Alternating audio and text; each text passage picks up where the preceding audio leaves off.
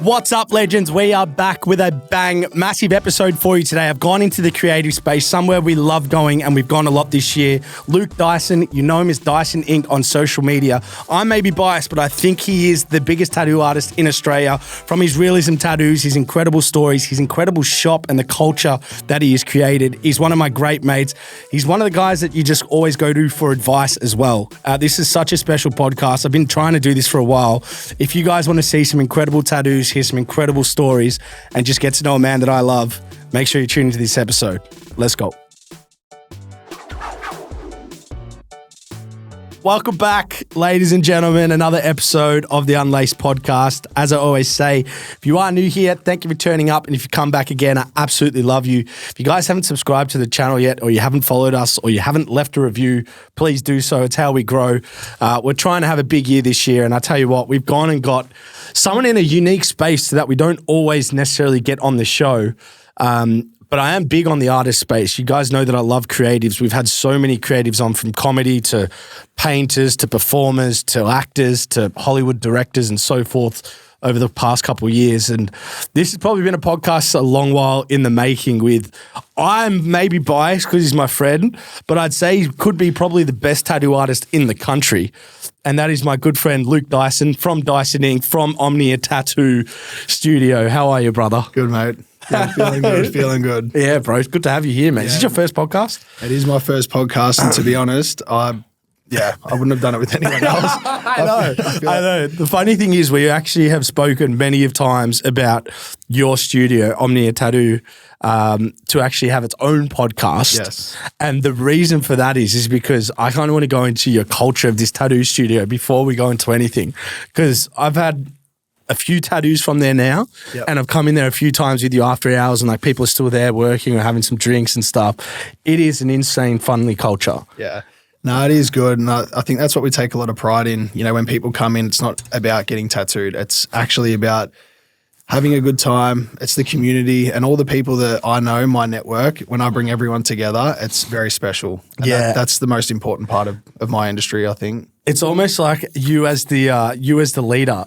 Yeah. Everyone just funnels from your back. Like you are making jokes like over the room, like mid tattoo, like, and then people are coming in, they're like chiming in on jokes, and I'm there like getting my chest done. I'm like, this place is off its head, bro. It's kind of, especially with Dylan in particular, Dylan as well, but he's got a bit more inappropriateness to his jokes, but just no filter. I think that's why, which I love. He's a great asset having that. But as I'm sitting there trying to tattoo, I'm in, hyper focus doing a portrait, and my mind is trying to think of the next funny thing to say that's going to get Dylan up and about, but also involve all the clients with a fun discussion. Yeah. Well, like I know I said it sort of tongue in cheek at the start, saying I'm biased, but like you are a massive tattoo artist in this country. Hey, maybe even like beyond, which we'll go into some of the work you've done, but like that hasn't been like just happened overnight. That's been a process for a long time. So when and why did you want to start moving into this industry? Because I feel like it was you took a kind of a leap of faith on yourself, and it's kind of now it's panned out, but it wasn't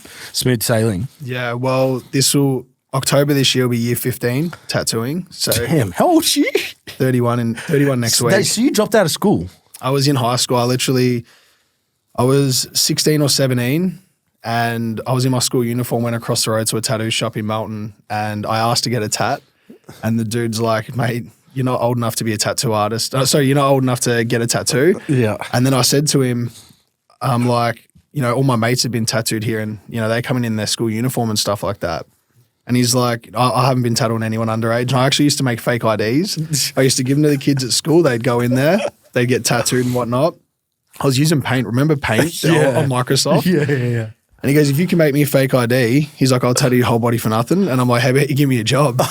And he's looking at me, he's like, who's this little kid coming in here telling me how things are going to go?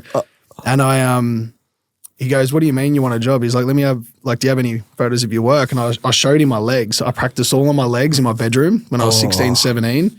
It was a pretty rough job, but literally he gave me a job on the spot just from that. And then I started next week. Damn. So just from that opportunity. Yeah. And now you literally, like, do you have any areas left on your body without ink besides your face? You're pretty covered, huh? Full body. How long have you been full body for? Probably at least 10 years. So when you get to that point of full body, like, because there's always that bit of itch. Like for me, as soon as I started getting tattoos, I've like an itch to like, sometimes I'm calling you, hey man, I want to get a tattoo. And you're like, what do you want? I'm like, I don't know. I think we've had that on a regular basis, a conversation. I think that's, back to our topic of like, the culture of the tattoo shop. That's kind of what it is. It's you want to come down, you just want to hang out. Yeah, bro. Yeah. Like even shout out Kat, man. She's like, I'm just talking to her. She's like, just send me through what you want to do. I'm like, Kat, I actually don't know. I just want to come in, hang out, like get some ink. Yeah. But like when you get to that point, because there is like an itch and a desire when you've completed the full body mode, like what's next? Well, to be honest, I'm kind of over getting tattooed. At the start, it's fun, it's exciting. Yeah, it would be painful, bro. Yeah, you get to a point where it's like, as covered as I am now, I wish I could remove my hands and my neck. I like the look of a little bit more of a clean cut kind of person now. You're gonna do removal? Removing the legs at the moment. And is that painful? It's pretty bad. Imagine a like a band being pulled back and then that initial slap on the skin, but like repetitively, like bang, bang, bang. It's brutal, man. Oh, shit, bro. So going into just the journey of starting, like how much of tattoo tattoo work is about actually being able to draw? You definitely need to be able to draw, but from my experience, I found I've got a very creative imagination and I also have the ability to figure out new skills. So it's like I could visualize things and then I could like cut and paste like images and put them together. And then once I learned how to put ink into the skin with the tattoo machine, it was game over from there. Like I can't draw off the top of my head. Really? But if I like look at 5 or 6 different images, I can like look at the arms of 2 different bodies and like I can figure out ways to swap them around and create like my own person and just like I can do so much stuff like that by just looking at something visually. So that's what's kind of crazy to me is that people come in with, and this is actually a true story. When I came in one night after hours, it's like I really want to get my chest done, and you just put up, and this is probably bridging a little bit away from what you're saying, but you just put up this software and just kind of made this sort of like tattoo and then took a photo of my chest and there was like a 3D version of me on like an iPad with like the tattoo and I'm like, bro, that's what I would look like. That's sick. That's the new software. So like when people come in with like back in the day more so, like when they come in with these rough concepts and you're kind of the co-helper or the co-creator of like what it's actually going to look like, where the fuck do you even start with that? Well, for someone like myself, I found it quite difficult. It was more challenging. So the old school shops, you'd look at the wall and there'd be like, say, 1,000 different tattoo designs on like kind of flash books hanging off the wall. Yeah. Someone would say, hey, mate, can you design me a girl holding a gun with some roses and a train in the background? Yeah. And I'd look at him and I'd be like, yeah, no worries, mate, I'll have it sorted in half an hour, come back. And I'm like, okay, where the fuck do I begin? So I quickly just run straight out into the little lobby where we've got all these designs. I'm flicking through flash books, like, and I'm pulling like all the paper out, putting it onto a printer, scanning it, trying to like guess the sizes, blow it up, jigsaw a design together. And when he comes in, I just hope he liked it. Wow. Back then when I started, when I was 17, Instagram wasn't a thing. It was just starting. So there was no portfolios people could look at online. There was nothing they could compare to. Wow. So what I brought out and what I showed them, to them, it was like, that's cool. Right. So I was very lucky to start when I started because, my level of artistic ability, I couldn't draw something straight off the bat. Right. So I was very lucky back then to be able to do that. Is it, would you say it's easier to have come into the tattoo game now from an artistic point of view because there is so much like software, there's so much images, like there's the internet to be able to leverage, or is it still as deep? Because the way you just framed it then to me sounds like that's way harder. Yeah, I think it sounds hard, but at the same time, when I started back then, I've been able to get myself to where I am now from doing all that. People who come into it now, it's so much more challenging. It's ridiculous because there's a lot more competition out there and everything that we did 14 years ago has been done so many times. So when these new artists come in and they're trying to do what we've done, it's like nothing stands out. Yeah. So they're all kind of like stuck. Like it's very hard for them to get noticed for doing something special. Yeah, bro. Wow. Man, it's pretty cool, bro. Mate, I've kind of like, there's a part of me that like, we obviously have to keep talking about your tattoo game, but I can't lie. There's a tendency in me that just wants to veer off into, we catch up sometimes and we just end up having these like spiritual conversations. Like you've read so many good books and on the surface, I'm not saying you look any other way, but you are a very deep thinker and a very smart soul that I've seen people going through a lot of troubles in their life that just come into contact with you, and you know a few of these stories that their life's changed from like conversations with you. Yeah. And I'm like, bro, where did that aspect of your life sort of become quite profound, where you kind of looked within and did like a lot of research? Because you actually are, like if someone's got a bit of a problem in the room, and it may be because like you've gone through shit yourself, you can just pinpoint like straight away, like a way for them to fix something. Yeah. It's pretty cool, bro. Yeah. I mean, it's crazy you say that, because sometimes I don't even notice it. I think it does come quite natural. Yeah. But I guess the turning point when I noticed I had to like make a change was probably when I was 25. I used to party a lot. Yeah. A lot. Yeah. I've had a pretty wild Has a life. tattoo artist under the age of 25 not partied? Yeah. Do you know what I mean? Yeah. I think it's part of the role. It is. It definitely adds value to what you do. It did for me anyway, with how wild I was. But, Yeah. Clientele. but at the same time, I got so sick of feeling depressed from just partying and a lot of drug use, and you know, wouldn't change it. It was fucking sick. Yeah. But at the same time, I had this one morning I woke up and I'm just like, I just didn't feel like complete. I just felt a little bit lost. And then I started researching and going down this path of like self-development. I started practicing meditation, started learning to look inward, and I started to understand that like I'm in control of my happiness and all that sort of stuff. So I started reading a lot of books about psychology and business and just everything, and just collectively all the information that I, fed myself over time, and practiced all of these things that I learned slowly just with interactions with other people, implemented things into business that changed my life. And it's like a muscle. The more you practice it, the more it grows. 100%. What would be like some things that you say you implemented within like your interactions with people?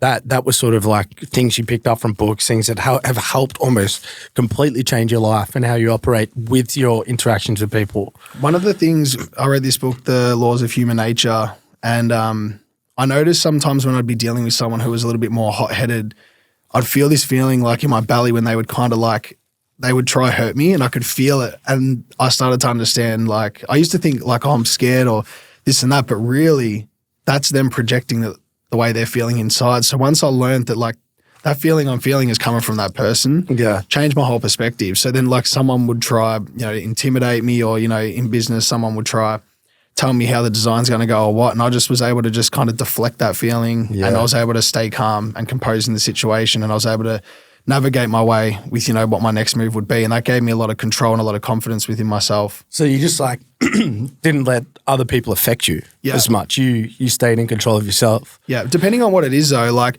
I mean, there's so many variants. Yeah, there's so many variants, but a lot of negative experiences I had, especially in my industry, you deal with a lot of different people. Crazy, right? So, early on in my career, you'd have people try, intimidate you, or they would try like put it on you and, tell you how things are going to go. And when I realized that was them just being insecure, trying to control me, that was a massive shift for myself. That's crazy how that's sort of like apparent with that industry as well. Like there's a lot of intimidation. Yeah. That would have kind of grown you up quite quick as well. Like, because you, as you said, you're quite a young kid coming into it. I'd be interested to know from when you went from like apprentice to whatever it is that's sort of in between, until you're like, no, I want to do my own shop. I want to do my own thing. Like how did that sort of period and journey go? I always knew I wanted to have my own shop, but obviously like most stories, you need to start from the bottom. You got to work your way up. And my industry, it's built on respect. You can't just go open a shop after a year or two of tattooing. You need to kind of earn your stripes. You need to have a lot of credibility. And, I jumped through many studios growing up. I did an apprenticeship for maybe a year, and it wasn't a real apprenticeship. It was there's no real apprenticeship. It's all underground. I could just give someone a job next week, say, yeah, you're an apprentice. No qualifications, no nothing. Yeah. Does that still happen?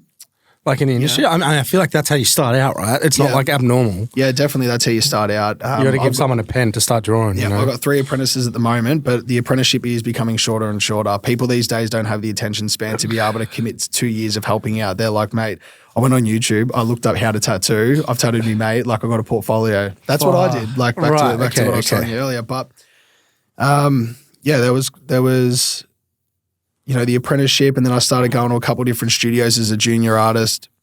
You'd then build your portfolio, build your clientele, build your network. And, after, I think it might have been 9 years of tattooing, I finally went out and then built my own studio, had a business partner. I learned a lot of lessons with that. It was great. Wouldn't change it, but yeah, I much prefer doing it on my own. Yeah. What would you say some of the biggest learnings from that you could share?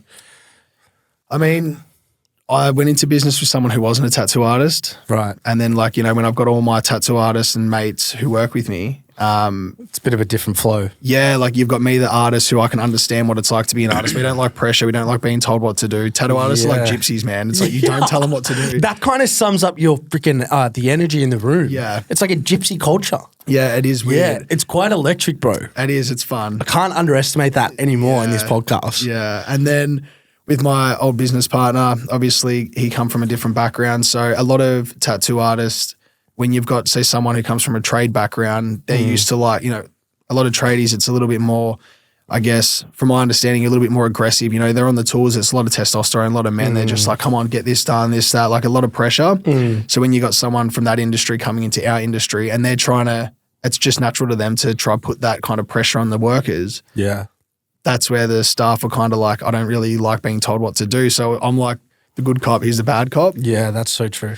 And it worked. It had its pros and cons, but yeah, since obviously I've done it all on my own, I've had not one issue over the last 2 years. Yeah, that's amazing, bro. You know what's quite unique about you as well, and this will probably kind of segue into how you became who you are. But yesterday, I think it was yesterday, we spoke on the phone, and you have like a real eye of how, not like from straight away from a tattoo artist point of view, you obviously have a skill set, but to get to your level of size from a social media following, from people that just want to be tattooed by you. I mean, like, you're booked up for how long? 12 months at least. 12 months. And if someone wants to come see you to get, say, half a sleeve, they're going to have to wait a year. Depends. Like, I've got like a bit of a system where, like, if it's someone I don't know and they message, I'll be like, look, I've got a waiting list. I'll contact them at the end of the year. And if they're still wanting to get tattooed, I'll chuck them in, maybe 10 months in advance from when I contact him in November. But if you call me and you're like, hey, my mate wants to get tattooed, I can pull strings. Oh, yeah, that's what I'm talking about. What I mean? But it's like, I've built my clientele by working with friends and referrals. So but even so, right, you're doing that out of I know that's fucking putting you out. Yeah. You'll do it. But like that, to make the point, you're that sought after, but also one of the reasons why I think you're quite special is we spoke on the phone yesterday. And I actually want to talk about some political shit with you just in general, because I love your views.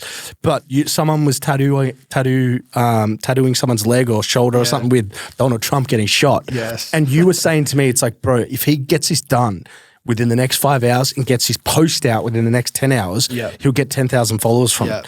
And I'm like, that told me a lot about you, which I already knew, but just reiterated the point of how you think about like your shop, how you think about your tattoo artists growing their businesses, growing their followings to in turn grow Omnia.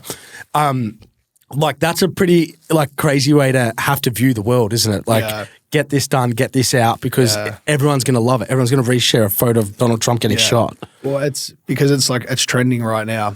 I definitely have built my career off of doing controversial things, and I never did it deliberately or intentionally, but I noticed a pattern, and I'm like, every time I do something that's like a little bit out there, everyone just goes ballistic. And I think we all know with modern day social media, it's like, negative comments and like a lot of hate is actually a positive. So yeah, when that was tattooed yesterday, I said to Carlo, if you get this out and you do it right, it will blow up. And that happened with I did the Logan Paul tattoo maybe a month or two ago. Logan Paul's commenting on it, sharing it, with all the prime and stuff like that, which was huge. What was it actually tattoo? What was it actually of? Like Logan Paul holding a bottle of prime or something? With Charizard, and we just called it like a Fire Blast with flavor. his like Pokemon card. Yeah, that's something like wild. that. Yeah, so that was really cool. I did that with Aaron Norton. We did a collab, that was sick. And then one of the other girls, Rama, she did a tattoo of Lil Baby, and we got Lil Baby to share it as well, which was huge. And she went up like 30,000 followers overnight. So that's how this game works. Yes. It's like, because a big part of what you do, and correct me if I'm wrong here, because you'll say it better, but realism. Yeah. Like, that's what everyone associates with you. Like, you make something look like it's going to jump out of its skin and like do a slam dunk if it's Allen Iverson, for example, right? Like some shit like that. Like that's what you're renowned for. So what made you want to go down that path? Like did you try a lot of things and all of a sudden this is what clicks for me? Or was that always where you were? Well, I think it was back to the point of like I can copy things and like replicate something. So if I create a design, whatever that design looks like on paper, I learned to replicate it on the skin. So that's where my skill set lies. Like I look at it and my goal is to make it look identical, and I get so obsessed with like not missing a detail. Bro, it's pretty crazy, bro. You can tell, I can tell when someone's been tattooed by you. Can you? Yeah. See, I can't even tell. Yeah, bro, because I'm like, bro, that is fucking like, that thing's talking to me. Do you know what I'm saying? Yeah. Where would you say is the best part of the world for tattoos? Like, is it America? Is it somewhere like unique and like? I think America is just, they're killing it with most things. Like they're a powerhouse country. They're leading the way with a lot. But the European culture is probably the most creative. Cool. Most artsy. There's just the art in Europe is so unique. That's where the elite tattoo artists go. Like there's a convention called Gods of Ink. Only the best of the best go there. There's like 300 in the world. It's like the, I guess, World Cup of tattooing. If you win that, you're the GOAT. Have you been there? No, I haven't. Is that a goal of yours? It is, and it isn't. Like is it a, like, do people care that if you've gone to that? Do you know what I mean? Tattoo artists do, but no one in the public eye really care. I mean, heard of it. Yeah. So like, but that's what it is. It's like, if you want to go there and you want to build, respect for your brand and name in the tattoo world, you can go there, you can win an award. That would be great for having more artists want to come work with you, because it's like, mate, how'd you get to where you are? How'd you win Gods of Ink or whatever? So look, I would love to be able to go there. It'd be a dream to win something like that. Yeah. But at the same time, from going back and forth, traveling overseas so much and everything, I've realized my heart lies here building something in Melbourne, continuing to build Dyson Inc. and building the studio and building all the artists around me. It's like, I feel like what we've got going for ourselves here is more important to me than winning an award. Yeah. Well, so wait, can you tell me, I don't know how I'm going to put this. When did you go from Luke Dyson to Dyson Inc.? Like what were some of the maneuvers you've made, the people that you worked with, the posts that went viral? When did things start to really shift, like, in your life? Probably, I did a tattoo in maybe like 2015 or 16, and I'd just come back from America just for a holiday with one of my ex-girlfriends, and I remember I went to Miami Ink, the tattoo shop. Yeah, I went in there and asked for a famous TV show. Yeah, I went in there and asked for a guest spot, and they said yes, which was pretty cool. So I had in my bio that I was going to America to work. Then I did a tattoo. Remember the game had beef with Meek Mill? Yes. So one of my clients rang me up and he goes, I want to get a tattoo of the game and Meek Mill. Like, I want to like tattoo their rap beef. Wow. This is the beginning of understanding the controversial side of tattooing. Yeah. And then I did a rat with a Dream Chasers necklace on it, and it was the game overlooking it. Oh. I put it up. And then I remember, woke up the next morning, my sister calls me and she's screaming on the phone and she's like, you've blown up on social media. And I'm like, what the fuck? I look at my phone. I was on like, say, 8K followers. Like, this is before it. And I was on like 25,000 within 12 hours. Whoa. The game shared it. World Star Hip Hop shared it. And because I had just put in my bio, America bookings available, Miami, Los Angeles, New York, bro, I had like 200 emails for all these Americans in Miami, LA, New York. And then one of them was Monica Brown. Who's Monica Brown? Monica Brown. You know the song Brandy? Oh, dude, is that her? Yeah, well, Monica Brown, she was married to Shannon Brown, played NBA with Kobe Bryant. Yeah, so fuck yeah. they hit me up. That's Flew right. over there, tattooed them in Miami, tattooed Kevin Gates' younger brother, Marzi Gates. Yeah, man. So it's like all these like kind of musicians and like hip hop artists and stuff like that, they ended up noticing me because they were following the game. So then that kind of got me into a unique market in America. So like I had people like that flying in from Atlanta, coming to meet me in Miami. I was tattooing all of them over there. Wow. Monica Brown. Her name's Monica Denise on the social. She's pretty big. To be honest, I didn't know who she was until she hit me up. And then she shared my stuff and I went up like another 15,000 followers and it just kept on like climbing and climbing. And it just goes on with multiple stories like that. Yeah. Who can you reel off some of these, like, I guess celebs, and maybe you already have, but celebs or just people that have changed the game for you in regards to who you've worked with or some of the people you've had up? Because you've spent I don't know what your timeline was like, but it seemed like for a period of your life you were spending like a chunk of time in America, and then you'd come back to Australia, and it's like then you go back and leverage your American market, and like you just kept bouncing between both. That's what I kept on doing, going back and forth. And then obviously when I was in America and working with people like that, it made my brand and demand in Australia even higher. Yeah. And vice versa, because I was not as accessible. You know, you couldn't book in as much, so it made everything work out really well. But then as the years went on and I started focusing more on being here in Australia, I had one more like last trip to America, and that was a couple of years ago. I went over and then I worked at a shop called Ganga Tattoo, and he's like leading the way across the globe. That's where like LeBron, Drake, Chris Brown, like Canelo, Ryan Garcia, they all get tattooed there. Yeah. And I went there and worked with him and learned so much about business. And I think that was like the cherry on top. It's like, okay, I'm going to bring all this back home and I'm going to create something like this here in Australia. And then that's where, you know, I've been tattooing Geordie for a while as well. You tattooed half the AFL probably at this point, haven't you? Not half, but like obviously there's quite a few. Pretty good players though. Yeah, we've got some really cool players coming through, and the cool thing is I've become mates with them all. Yeah. You know, it's like they've all got such unique personalities and I just get along with them all, and they just keep on bringing more players through. But that's added so much value to the studio as well as my personal brand. And now I've even got, you know, Kat and a few of the guys and girls at the shop tattooing a few of the players too. So it's building cool their brand as well. Yeah. Yeah. It's obviously, some would say within your interest, but I feel like sometimes because you're very hungry for success, but you're such a down-to-earth and caring guy that you would offload your success onto your workers because you want to build everyone up. Like you genuinely want people around you to be successful. And that's not just because they work for you. That's because you just might fuck with them. Yeah. Do you know what I mean? Like you have that about you. So I think that's probably why, like I would say people really enjoy working for you. Yeah. It doesn't seem like a job, even though they work so hard and like really long hours sometimes. Like sometimes I call you like after 9 o'clock. I'm like, what are you doing? You're like, oh, I'm just finishing up a piece, bro. Yeah. Or like, I'm still working, you know? And I'm like, what the fuck? Yeah, it doesn't stop. It's not work when you love what you do. I can, you know, tattoo from 8 in the morning till 11 o'clock at night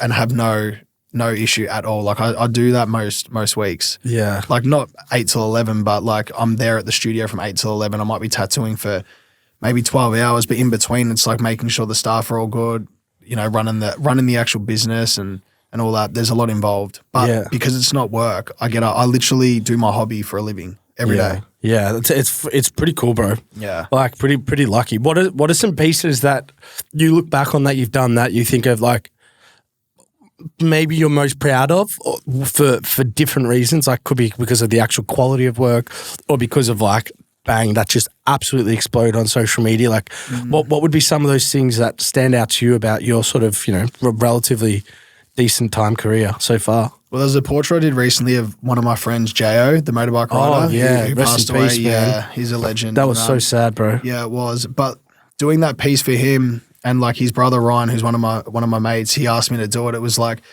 just a reminder of like, you know, people asking me to do important pieces like this. They trust me for it. It was like, I'm proud to have that reputation to be able to do that. And like, just looking at it, it's one of my favorite pieces. Like it's so good, and it's that sort of stuff just makes my job even better, being able to do that. Yeah, didn't that like fucking hit the community hard? I never knew him, but everyone around me seemed to have known him. Yeah, no, he was an absolute legend, and it's crazy. Did he do the triple backflip or whatever it was in Brisbane?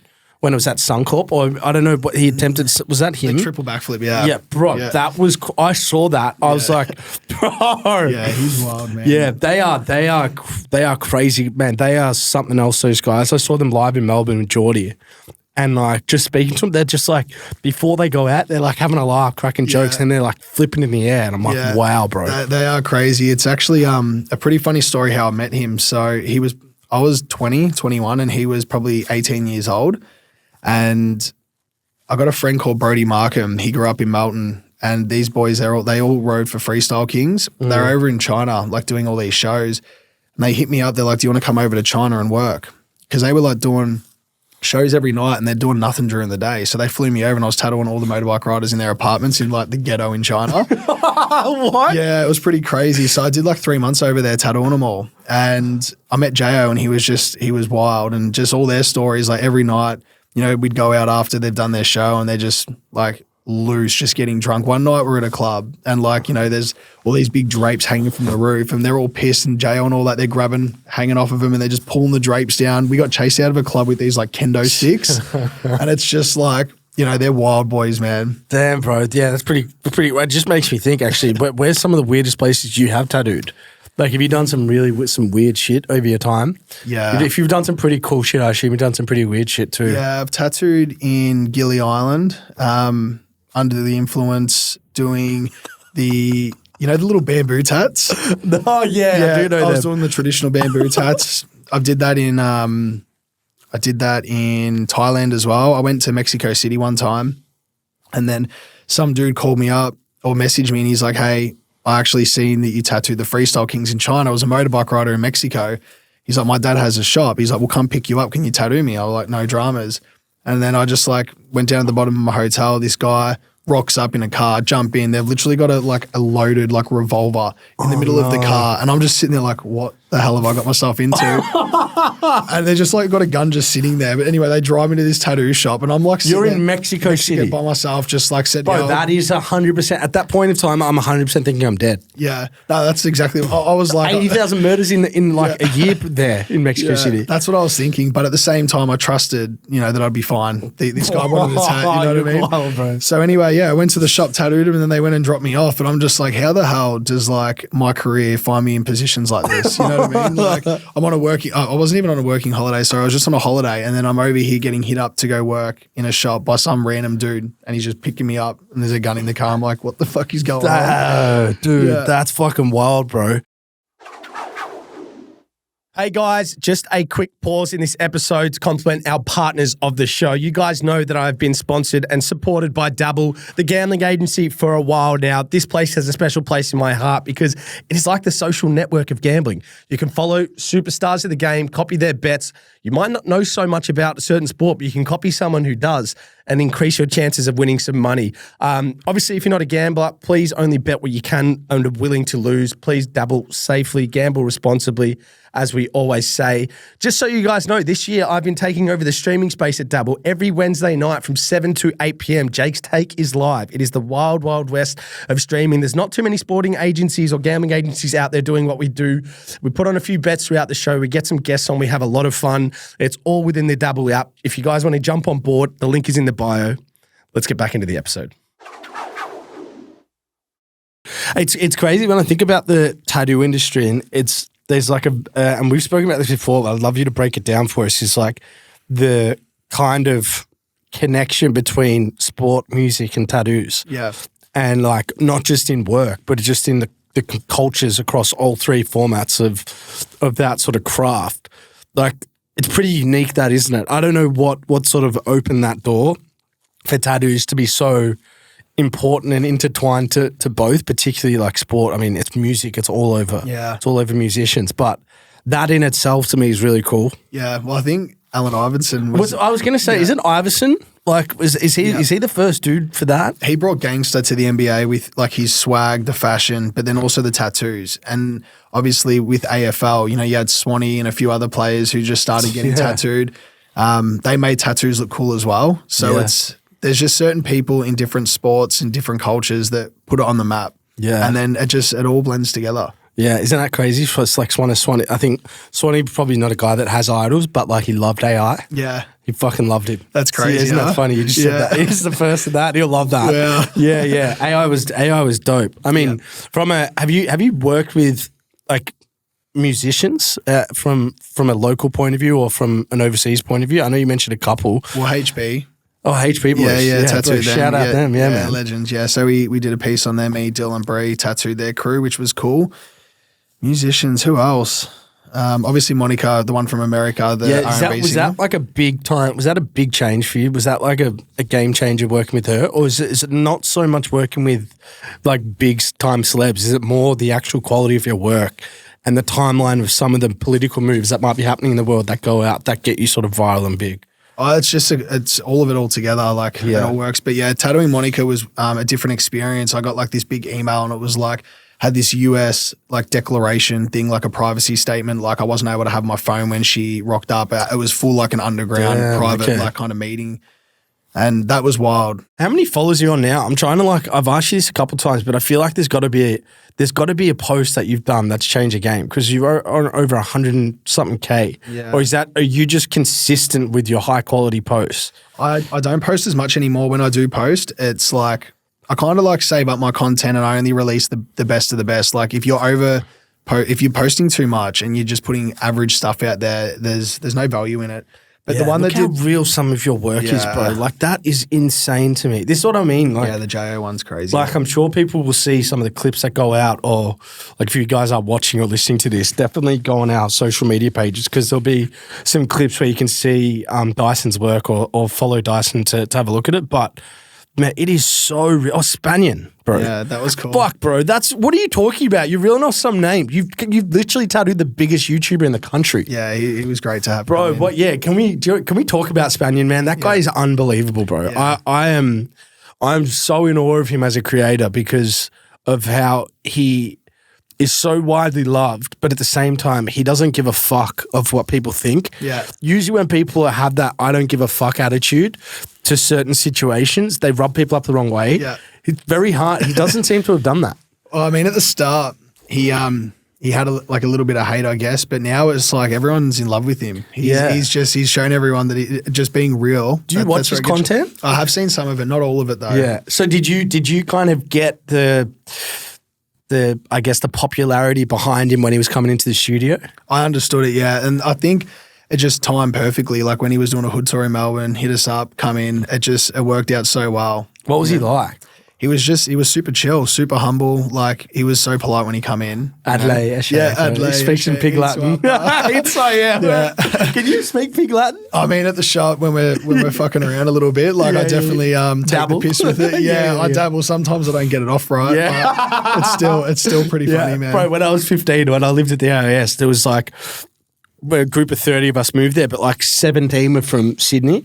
And about 8 of them were from the same school in the west of Sydney called Westfields, and they could all speak Pig Latin. Yeah. So by day 3, bro, I was fluent. Yeah. Because it was the only way people just a new language. Yeah. So bro. It's funny. And I think with everyone in the studio, we all get amongst it together, and some of the clients, they're just looking at us like, what the fuck are you saying? Dude, that's crazy, man. I'm loving watching him at the moment. I mean, he's in the hood kind of videos. All Eats has always been there, but I'm fascinated by the in the hood videos. Yeah. Bro, some of the places he's gone to, forget in Australia, because he goes with people that are sort of well known in those areas, and it's kind of popularity. People love to be there, and people come with their cars.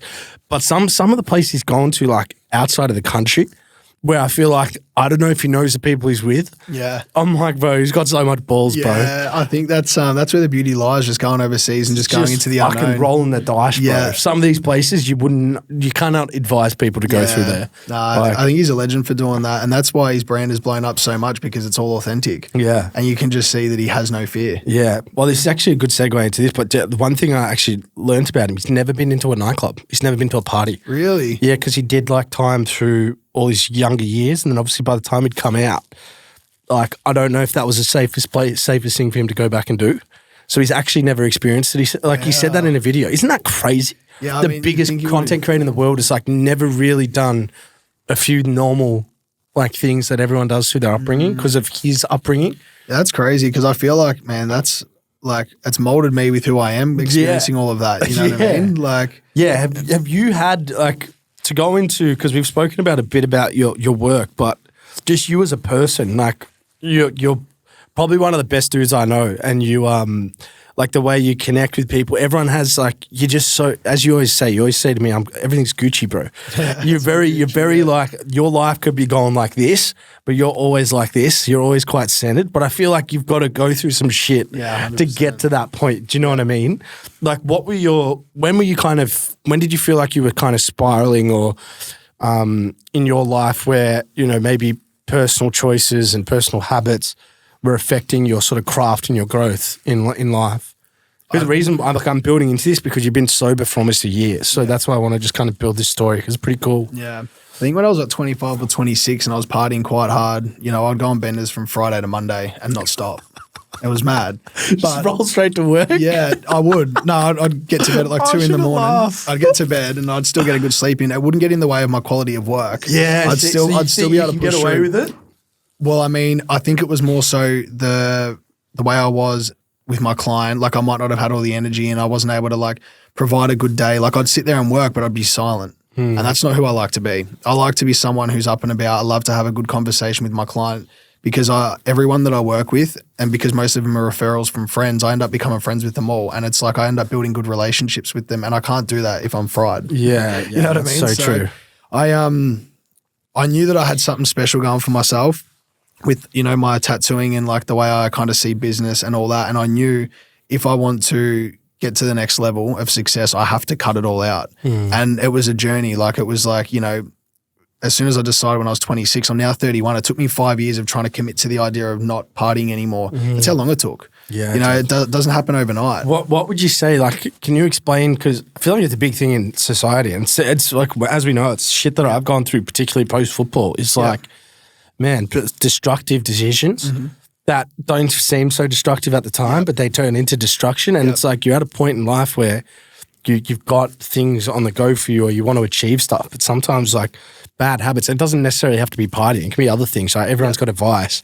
But like for you, like controlling the vice and getting to that point, it's kind of hard to just have a clean cut sometimes, isn't it? Yeah, it is. Like that cold turkey saying. Yeah, it is. But I got very good self-awareness and I noticed patterns. So like I could go like say 2 weeks of not drinking, not partying, and then I would have a weekend where I'd fuck up.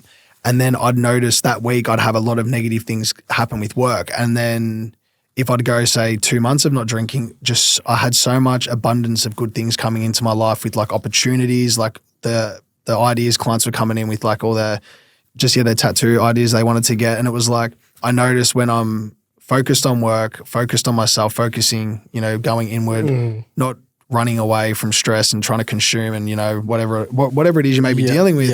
I noticed as long as I focused on myself and stayed sober, then everything else around me goes good and I have so much more opportunity. And I'd prefer to live in that bubble than in the bubble of just like shit going wrong all the time. 100%, bro. Well, I don't know. Do people know, like, is it widely known how long you've been sober for? Not really. I did a post on my story after 4 months because I'm like, bro, I feel like you need a fucking shout out for this. Like you're very quiet about it. I think it's such a massive achievement. And it's not to say you were out of control. It's just because like I'd party with you before. And I'm like, bro, we had a great time. That's sick. But like at the same time, I'm like, for you to do that and obviously a factor of that is baby Rome. Like, which is obviously a new addition into the world who fucking gorgeous kid, bro. Yeah, thank you. He's got your eyes. Yeah, he's got your eyeballs. He's the man. Yeah. Was that a catalyst for you to like clean cut? Yeah, it was like having him. It's like now, you know, it's just cliche when you say it, but I got more of a purpose now. You know, he keeps me grounded. He makes me want to, you know, I want to leave something behind for him. I want him to know that his dad was like a man. You know, I hold my shit together and. You know, I live my life with, you know, good virtue and I do everything the right way because that's how I want him to be. You know what I mean? So I got to be a leader.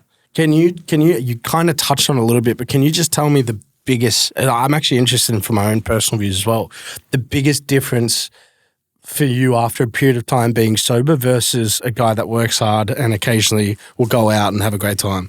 Like what are the real sort of key differences? Because you, as you said, you look at patterns, you look at things quite detailed. What's been the biggest sort of, I guess the biggest pros about what you've done?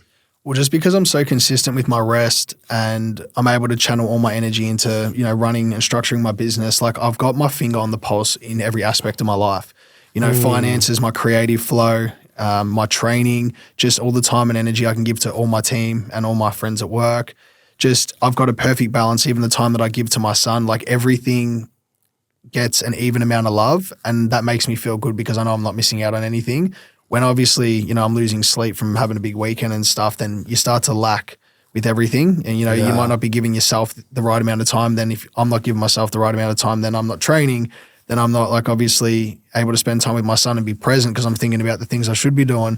So yeah, I just noticed like every aspect of my life has improved dramatically. Well, I want to go back to your studio, your tattoo parlor, because I generally am in love with it. But what do you think makes Omnia Tattoo so different to, I guess, the natural tattoo shop or the industry in itself? Like you guys are kind of outside the box. I want to kind of get into the why of what you've created.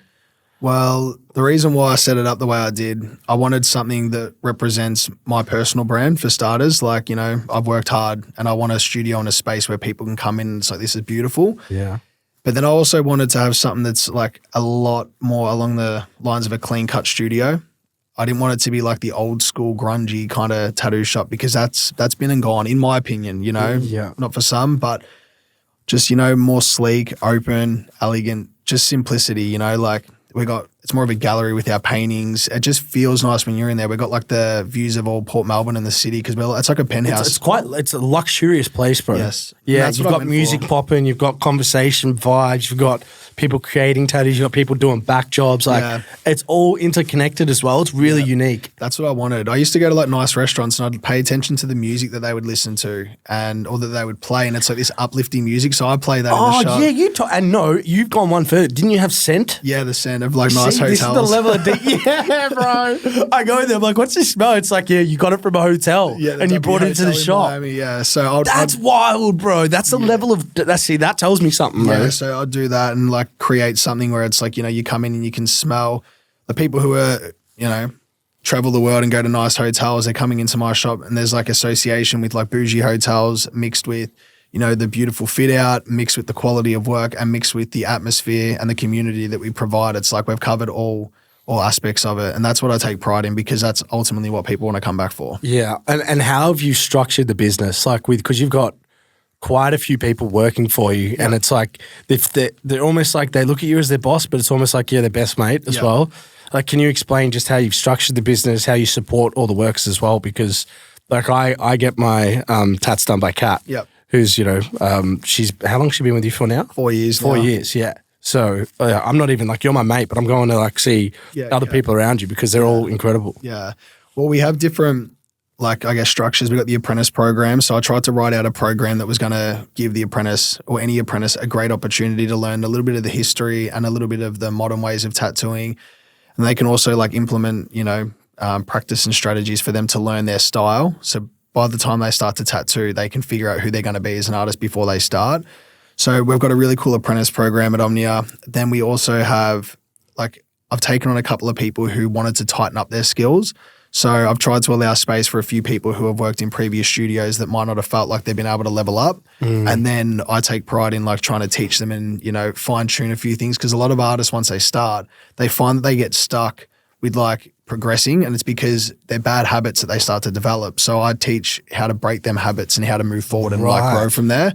And then we've also got a few people who work with me who are already just guns in their own world, but they help the apprentices and the people who are trying to level up as well. So I've created a studio with like a nice balance of like different artists on different levels because we all complement each other in a different way rather than trying to have a powerhouse studio, which a lot of shops do. They're like, we only want the best. Well, that's like good for you, but I'd prefer to have a studio where people who don't have an opportunity, because that's what I didn't have growing up. I had to figure it all out on my own. I want to create opportunity for people who deserve the chance. And that's one of the biggest things we do at the shop. You look out for the little guys, bro. Yeah. But at the end of the day, like, you do that, you look out for the little guys. One of them could be one of the greatest tattoo artists that the country's ever seen. Case in point, bro. And we've got 3 apprentices right now. Case in point. Chelsea, Lewis and Lucas. I think our studio is sitting on 3 talented special people. When we actually advertised for apprentices last year, we had like over 100 people apply for the job. Wow. So I was very lucky. I got to like hand pick who I thought was going to be perfect for the studio, but between them 3, I think the industry doesn't know what's coming. Yeah. So, that's cool, bro. Well, I kind of defy many people to just walk in your shop and just leave after 5 minutes. Yeah. Like, good luck. Like, it's like a weight or your feet have just been nailed down because you just don't want to leave. Yeah. Like, you end up sitting on that couch and I'm like, just having chats with everyone. Like, before you know it, they're like, man, do you want a drink? Do you want this? Do you want that? Yeah. Like, people are getting food. Like, it's crazy, bro. And you've also got, like, really cool lighting. You've got, like, the music vibe going. Yeah. It really is that I don't know if that's a natural thing across most tattoo parlors, but I've been in somewhere definitely nowhere near like that. I mean that atmosphere and that sort of ambience, I'll say, that you're very proud of. Yeah, no, for sure. You've created well. Yeah, that's all inspired from working in Miami. So when really? Yeah, when I was working in Miami, I was working in like, man, you know, like in Miami where you've got the gated communities and there's like there's all these mansions, they're like $30 million USD mansions. so 50 million Aussie or whatever that works out to be. I was tattooing people in multiple houses, like along the banks of Miami. And like I was sitting in there and they've got all the colored lights, all the palm trees, just all the bougie furniture. And that's why like I wanted to go to Port Melbourne. I've set up the bougie lighting. I got the mad views, the open luxurious space. Like that was inspired from working in Miami for so many years. Yeah. Oh, just to take a little detour, like can you you've traveled a lot, haven't you? You've lived a pretty cool life. I mean, what are some of the, I guess, the lessons you've got out of traveling, or even just to click into that a little bit? Like you've gone to, I assume, where's some place you've gone to that have been pretty unique? Because I think you've traveled like me, haven't you? Yeah, I've done 40 plus countries. Yeah, we've had this discussion, right? So I'm on my fingers on the pulse here. Brazil. Yeah, baby. All right, talk to me about some of the crazy shit that you've seen in travel, or some of the experiences you've had, because we've opened the door to these conversations at some early hours in the morning. Yep. And I remember my jaw being dropped, but also the early hours of the morning, I've forgotten them. Yeah. So I just would like to know a little bit more about this, because it also, it kind of creates who you are, and why you're so well versed with different people and cultures and so forth. Well, one of the craziest things I did was I was in Brazil and I was at a soccer game. It was like first, second. And I was so fucking drunk, man. I remember when I left, me and my mates were letting flares off outside the stadium. We got our hands on some. And then I literally turned around and my mates were gone. I was that pissed. I couldn't figure out where I was in the crowd. And I was like, fuck this. I literally went over to a cab and just pulled out some cash. I'm like, take me to go get some bags. Yeah. Straight into the favelas. Straight up there. You went into the favelas? I swear to God, bro. Straight up into the favelas. I went live on my Instagram. I was blind, bro. Blind, yeah. I really didn't care, like, at that point. How old are you at this point? 26 or something. Yeah. But I didn't understand how much value that this brought towards my brand. I'm sitting there just being loose, like being a dickhead, and going into the favelas, filming it live, going into a room, buying drugs off guys. You're like Spaniard minus the drugs, just going into the hoods. Well, no, but I literally brought drugs off these guys. I had AK-47s. There was like kids, 13-year-olds standing at the front of a room with Uzis holding dogs on chains. Whoa, like this is no bullshit, bro, right? Whoa, bro. And like I'm like filming parts of all this, like going in there doing it. You know, I'm like in this room, there's generators lighting it up. Are you flying to be live at this point as well? Like, do they not detect like this guy's just fucking blowing us up on the net? No. I stopped as soon as I got out of the car. As soon as I pulled up, the taxi driver was like, "Hey, like, don't do this right now." Jumped out, walk in, and then they've got a trestle table. They've got like bags of this, bags of that, and I could see a little cutout of the window, generators lighting it up. You got Christ Redeemer. You know, is that what it is? Bro, Christ Redeemer. Yeah. We got the statue, and I'm just in this room, and I'm just like, "What the fuck am I doing?" But anyway, like I didn't care, and like had a chat with them. Had to pull out a bit of street smart, and I'm just like, I'm here for 3 weeks. I got like 5 friends. So then I'm thinking if I say that, they're not going to do anything naughty. They're going to be like, this guy's going to come back with money. Bro. Anyway, did that. And, you know, when I come home, people were like, bro, I was watching you live. You're a funny cunt. And then the conversation led to a booking. What? You know so what that I mean? like a bit of like absolute chaos and carnage correlates to a successful tattoo artist. 100% it did. And then it happened in Europe too. Like I went on a Europe trip and I was with all my mates and I was doing the same shit, like posting everything I was doing at Tomorrowland, being young, dumb, and not actually caring like what impact that would have had on my brand because I genuinely didn't care because I knew I was busy. I knew that like I had work. It was like it doesn't matter what I do in my industry. Like, you know, people aren't going to not come get tattooed off me. Like if anything, they find it more interesting because I'm being real. They're like, I want to go get work off him because he doesn't give a fuck. Yeah, bro. And when I went to Europe, I remember I did the same stuff and I come back and the guys that I was working for, they're like, bro, you're booked out for the next 12 months. Like they had that much bookings, but not only for me, but for people in the studio. From because I was booked out. So then it's like, oh, well, I'll go to the next best thing. You know what I mean?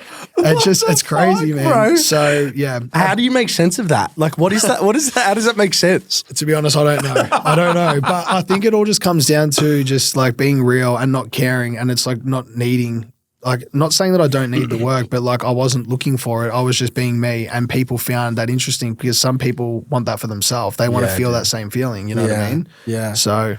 Bro, that's pretty cool, man. Yeah. I forgot about the Brazil one. Yeah, I remember I told you about that one, yeah. Oh my God, into the favelas. Favelas are scary, bro, eh? Mm-hmm. Like, Yeah, little kids little kids will take you down up Bro, there, they bro. were strapped, man. Then I went back there the next day with my mates. They didn't believe me, yeah? I went in there with 3 of the boys, and then as we pulled up, they're sitting in the back of a taxi. These guys bust open the doors. The 2 kids, the same ones, they're standing door on door with the dog on a chain, and they got an Uzi. And then I jump out back in the room to get more for the boys. I look at him, and my mate's like looking at me. He's like, Dyson, let's get the fuck out of here. And I'm like, 1 second, bro, 1 second. Oh, yeah, shit, it was, bro. that was one of the craziest experiences of my life. Yeah, I bet you wouldn't change that. Despite a few people saying you should, man. That's fucking unbelievable. No, it was great. I really, really enjoyed. That's what traveling's all about. You learn so much. You experience things you wouldn't experience here. And in this country, we're very blessed and very grateful to have a very safe place to live. And just going over there and seeing how some people live, that changed my perspective and made me be grateful for what we have here. Yeah, this might make you think a little bit because everyone says it's so important to travel in your 20s and experience life, and it does. It helps define character and builds your experiences. So, but when you get to sort of our age, and like obviously you've got a kid, like where's your stance on travel? Because like it's kind of a door that I feel like you don't ever want to close because there's so much life experience you want to go out there. How's that something you're going to tackle over time now? Is that something you've given much thought to? Pick and choose the right time to go. So, my priority here is now my son and building my team and my studio, and also just maintaining what I've got. At the right time, I'll check out and go on a trip, whether it might be going to one of them conventions we're talking about overseas, or, I might just go on the odd Europe trip every couple of years, but not traveling like I used to. From the age of 21 to 25, I went away nearly every 2 months. Like I did not stop. And I can't do that with what I have here now. Yeah. But I'm glad I did it while I was young, because now I've kind of, that itch is gone. Yeah. I can't imagine I'd ever travel like that again, to be honest. Yeah, fair enough. I had a light bulb moment then. I can't believe I haven't actually asked you this point in blank, because I know we spoke about J.O. and that the meaning behind that tattoo, but like, what's actually the best tattoo you think you've ever done, and why? Like, because you've done some pretty outstanding, or give me a top 3 or a Mount Rushmore or Dyson tattoos that you're just like, yeah, bro, I smacked that out of the park, or it was a difficult task and you accomplished it, A top 3, like I've got one that's on my profile. It's like pinned. It's like this real clean, like Chicano girl. Like that's what I built my career on, doing all the gangstery style tats. Yeah. But the one that's like pinned at the top of my profile is probably my favorite girl that I've done, the J.O. one. And then off the top of my head, I mean, you've done 50 Cent. You've done literally every rapper alive, and some of these rappers, as you've mentioned, they reshare and re-engage your shit, which it's just an avalanche. Well, if I had to think about another one that stands out, it would be the tattoos, where I've got one on my profile. It's like a girl holding a gun, and then there's like some money over the front of her head. But I was able to use the lyrics of a song to like kind of label the piece of art. So I was like, I keep my mind on my money, money on my mind, finger on the trigger, hand on my 9. So it's like that there. It's like incorporating the lyrics that make sense to the image. Wow. You know what I mean? Or the Kevin Gates one with the 2 phones, one for the plug, one for the load. And I did the BlackBerry and stuff. Dude, that's crazy. Like, I love being able to use lyrics to actually make that convert into a tattoo. So sometimes I'll sit there and listen to rap. And as it's like, I'm just listening to the lyrics, I'll hear a couple lines and I write them in my notes, and it's like, that's a tattoo idea. Yeah, bro. So then I've got like a little arsenal of that. But yeah. You know, it's quite funny. Like we dress like we're both out of a scene of Top Boy right now, but when we hang out together, we literally just like, bro, we give each other the fucking aux, and we just play each other a song. I'm like, bro, you've got to listen to these bars. Yeah. You've got to listen to these bars. We just sit there and be like, oh. Yeah, I love it. It's one of my favorite things to do. There's some of my favorite moments in my life, bro. We need to do that more. Yeah, we just exchange music, because I play you some like UK rap sometimes, but then sometimes you come out of nowhere and I'm like, bro, you're blacker than me, man. Yeah. Like, you got so much deep rap knowledge, bro. I love all the gangster stuff, man. And that's, I think, where a lot of my inspiration come from early on. Back to your point of talking about how tattoo meets music and meets sport. You know, when I was younger, I'd see all these musicians covered in tats, and it's like, you know, I was always drawn to, you know, the rappers because they were covered in tats, and like just the way they'd articulate themselves with their stories, where they come from, and you know, how they would, it's like just poetry. And, you know, I could sit there and visualize the story that they were trying to explain. Yeah. And it's just, it all works together cohesively. It's cool. Hey, to round out a few things, people do want to, like people, man, if you want to be creative and let yourself go and have fun with life, and you want a tattoo, how do people get involved? How do people get signed up to Omnia? Because you've got quite a few tattoo artists. Obviously, you're booked out for, you got to wait for Dice, you got to wait like 10 months, you know? Yeah. Well, it just depends. I really believe now, the way the industry is moving, I don't think a tattoo apprenticeship is going to be a thing. I'm talking if people want to get work done to them. Oh. How can they, if they want to become a client of Omnia, Okay. Yeah. Well, what's the best way for them to get in touch and sort of get themselves an appointment? Okay. Well, I think if it's someone wanting to get in, say with me, normally referral is always the way it works best. Like if it's a friend of a friend, but if it's coming into the studio, it's, obviously you can just email and, got things set up on or DM. Yeah, I've got someone who Omnia handles all Tattoos, that. the page. Yep, correct. Omnia We'll have it Tattoo. in bio for you guys as well to get into. And then, we've got someone who will be able to reply to all message requests. We do consultations. So if you have ideas and you don't know what you want to do, you come down. We can sit join down. the club, bro. Yeah. Don't feel ashamed with that either. Come down. We can do a design and actually use a software where we can show you what it looks like before you've got it, which is going to obviously help you make your decision whether to go ahead with it or not. So that's all sorted. The artists all do that for free. It's it's half an hour of our time, which is nothing. So beautiful, bro. Man, what's the dream? What's the goal? Like you're turning up every day, you're hustling, you've been doing it for 10 years. Yeah. Do you have anything in sight or do you just love the process? But even if you did love the process, everyone still kind of wants to get somewhere. Like what's sort of your perfect attainment, if you will? It's a pretty good question because I sit there and ask myself this quite a bit. But I also, if I have to be honest, I feel like, a lot of people, they work their whole life to retire and enjoy their life. But I feel like I'm living that life every day. Fuck, bro. It's like I don't have like an end goal. Like I'm living what I've always wanted to do. I wake up every day. I get to work in the most beautiful environment. I create every day. I've got the best community and network of people around me. It's like that's what life's about. Like there's nothing else. Like when I was in America, I met a few people who were retired and they told me that the happiest moments of their life is when they were in the hustle and bustle and working. They're like, they're a little bit upset because they've got nothing to do. There's no purpose anymore. Yeah. So from all my experience that I've kind of gathered, it's like, I think I'm doing everything that I've wanted to do and there's nothing else I want more. All right. Well said, man. For my own personal sake, and this is not, I don't want goats. I want the guys you love, your top 3 hip hop artists. Top 3. Yeah. Come on, bro. Like, it doesn't have to be the greatest of all time. It's just the ones you love slapping, bro. I love Drake. Yeah, I love Drake too, bro. I mean, it could be controversial. I think he lost, though. You reckon? But, bro, well, Not Like Us is just... I don't like Kendrick, bro. Yeah, I've never have until Not Like Us is his best song ever. Yeah, Don't you reckon? So I haven't even listened to the whole thing because I hated the beat. You're so patriotic. You're so Drake. I started listening to the beat. I think I am Drake, though. Like, as soon as I heard that, I'm like, yeah, don't get me wrong. I had that vibe to me too. But you know what? People say, oh, why do you like... Bro, if you're 30 years old, between 30 and 35... You've grown up on every single album and you felt every single word he said because you've been at that same point of life. Yeah, bro. So it's so different for us. Yeah, well, like people look at it and say, oh, what, Drake, this, Drake? That's like, bro, try grow up in the early 90s. Then come talk to us because you've been at an age that's grown with Drake. 100%. Yeah, nothing was the same album when you go through Nothing was the same, feels, bro. I know where I was driving on what street when I heard what song. Yeah.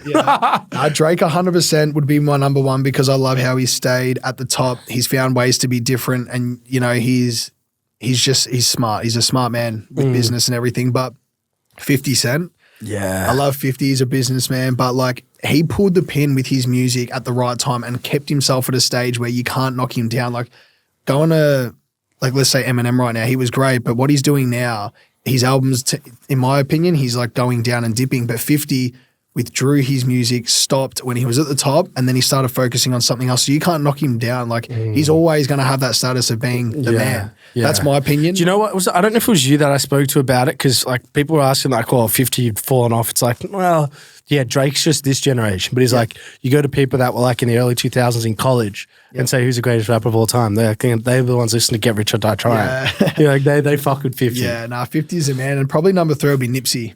Oh, bro, shout out, rest in peace. Yeah. You gave me a stencil, like kind of drawing. I did. I still got that. Yeah, every time I go live on my stream, people see that. Some of my I've had to blur out my when I was working for a company, I had to blur out my background because I can imagine like a white kind of collar, and I've just got a gangster rapper just like ahead of him, falling for the deceased in the background. Yeah, no, Nipsey's the man. I think what I loved is how he's he's for his people. From the streets and just like he wants to bring everyone up with him and he's still kept it real. So them 3 collectively are my favorite. Well, this is a regular question for all the Unleashed listeners out there. If you guys have made it this far as well, please give us a subscribe and follow.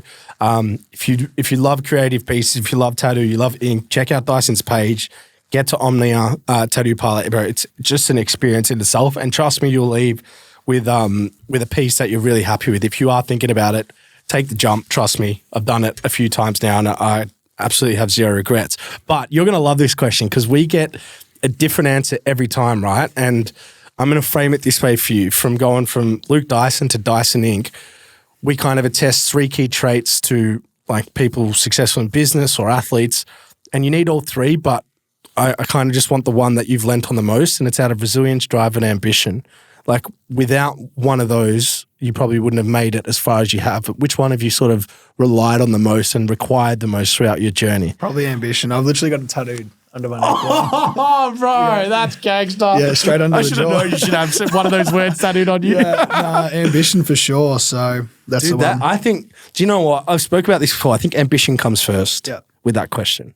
Had it broken down so many times, but I'm like, without it, then you got to have the drive, and then your resilience comes with the bumps. Yeah. Nah, ambition for sure. Ambition's fucking beautiful, bro. 100% agree with that. Hey, man, thank you for coming on, bro. Nah, it's been a pleasure. We got places to be, things to do, bro, but you are, you nailed the podcast. No, thank you. I think the first probably like maybe 30 seconds, my heart was racing a little bit because I'm sitting there feeling like it's live. I'm like, is this live? Do you know what it is? It's my intro throws people off. Yeah, no, I thought it was live for a split second, but I'm like, no, it's not. Bro, I love you, bro. No, you too. Appreciate it, man. Much love. We'll see you guys next week.